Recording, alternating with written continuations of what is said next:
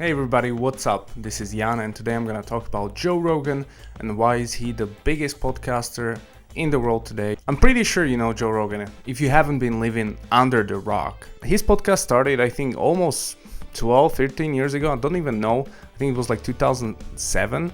He had a leg up because he was already famous from a TV show and from the commenting of UFC. So there was an audience already built in for him in the beginning.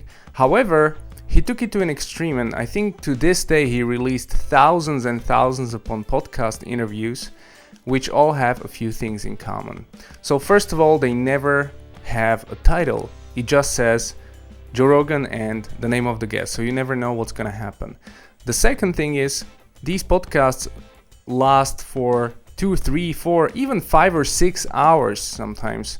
And during the podcast, they really get to know each other and just talk like human beings. Joe was multiple times drunk on his podcast, high.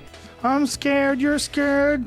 Can we talk? Yeah. Can we talk? That's what I we're don't doing. think gloves work! That's why it's different from other shows, because other shows are scripted, and I know what I'm talking about. I run 2 professional podcast networks. They are mostly business focused, so when I invite different CEOs or technical directors on the podcast, we talk about that specific thing, so like technology or sales or something like that. And so we never get to like warm up and build a real good connection. I do this via Zoom, so it's not really face to face like he does, but it's a similar concept, but I always have pre-written questions. They already know the questions when I send it to them, and so they can kind of prepare, and then we do it for about 20 minutes, 30 minutes. So you kind of go through the questions, get some insights, but it's never something amazing. But that's what it takes to build a podcast for a business community, because it should be short, to the point, and quick. With Joe Rogan, he's targeting a different audience. I think he's not even targeting anyone. He's just doing what he likes and talking about things which interest him.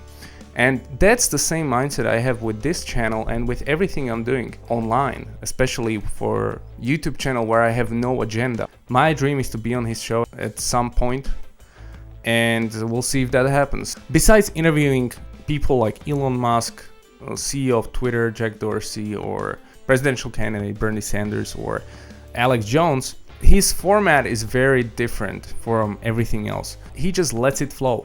And he offers people drink, he offers people marijuana if they want, whatever you want to do. And I watch a lot of his podcasts. The latest one was with Roy Jones Jr., who's gonna fight Mike Tyson. And that was really fascinating. And I think that's the key for a successful podcast or YouTube channel, to just talk about what you enjoy and don't follow the advice of people in the comments or whoever is watching the videos or listening to the podcast, because he's talking about MMA, then he's talking about health, then he's talking about coronavirus, and then he's talking about conspiracy theories, and then he goes again into working out. So he doesn't have a theme. So essentially he's breaking every rule that you hear in the playbook. If you decide to start a business or decide to start a channel, anything like this, first of all, you need to know your customer, you need to know your demographics, you need to know who you're targeting, what sort of content they want to know, and then you create that content. That's generally how you go about it. And it's a great advice for somebody who needs to generate leads or somebody who needs to create a buzz around them. I don't think Joe has an agenda like that. And I think that's the thing that makes him stand up, because every other show out there, or most of the shows out there, they have an agenda, they have a specific topic they talk about, and that's great. But they will never become huge as Joe. And you can see it with the recent signing from Spotify for $100 million, where they are licensing his podcast episodes and YouTube videos, that it's a big deal. Joe Rogan is the biggest content creator on YouTube and when it comes to podcasting. And you can see it is valued at a very high price. We didn't know that before. So now we know that, and everybody can start a podcast. I tell this to everybody. You should already have a podcast. I was able to connect with hundreds of people who have raised hundreds of millions of dollars, or who have been just influential in my business career. But it's a great tool to build relationships. So if you don't have a podcast, I can maybe send you, comment below if you want, and I'll send you a YouTube video where I describe the whole podcasting process, what you need and everything like that on my other channel, because this is not about that. And some of the most funniest moments online where I'm literally dying from laughter or just like from the absurdity of the situation is when Joe has a podcast with somebody like Alex Jones. I mean, that is the chronicle of the internet. That's the biggest thing that ever happened. I love that. It has 6 hours and I watched it like 3 times already. Because Joe's real, I'm real, you're real. Whether we're perfect or not, it doesn't matter. We want to be real. Everyone should human intelligence, support this podcast and make this dominant, which it already is, just to say, listen, bitches, you may force feed Eddie Bravo a bunch of CNN, Fox News shit every morning, but you're fucking getting the Joe Rogan Experience up your fucking ass. Whoa. Holy Jesus shit. Christ. That I can't was believe you went amazing. there. It's a beautiful expression of thought. And people say like, oh, he's giving a place for right-wing extremists. Hey dude, he's just talking to everybody. If I had a podcast or if I had an influence like him and somebody from KKK member wanted to come on my podcast, I would invite him and try to understand his perspective.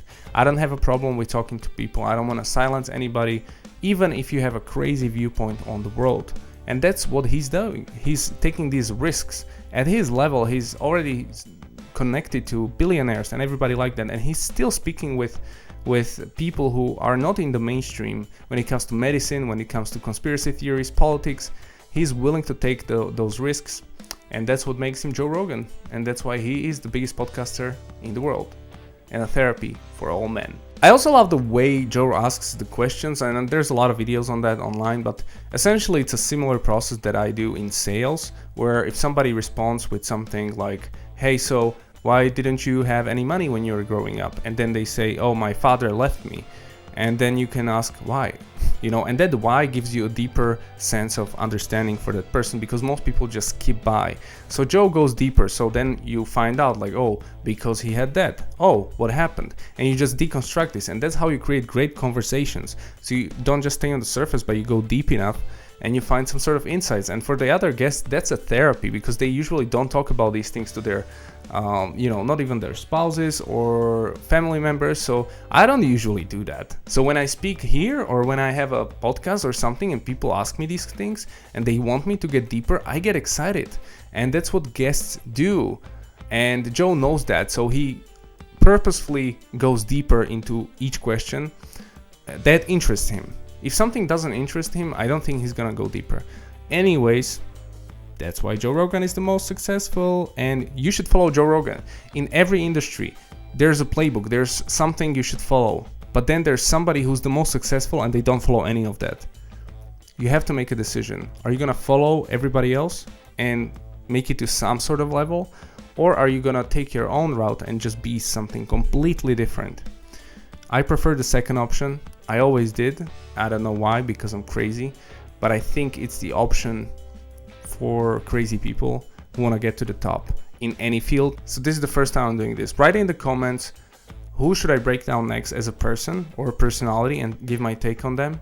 And then whoever has the most upvotes in the comments or the most mentions, I'll do that person. So whether that's Hitler, whether that's I don't know, Conor McGregor or Barack Obama, whoever it is, write the name of the person you want me to break down, living, dead, or fictional. Hey, I didn't show you one thing.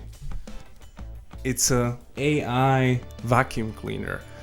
It's such a crazy thing. Do you guys use this? I mean, this is such a new thing for me.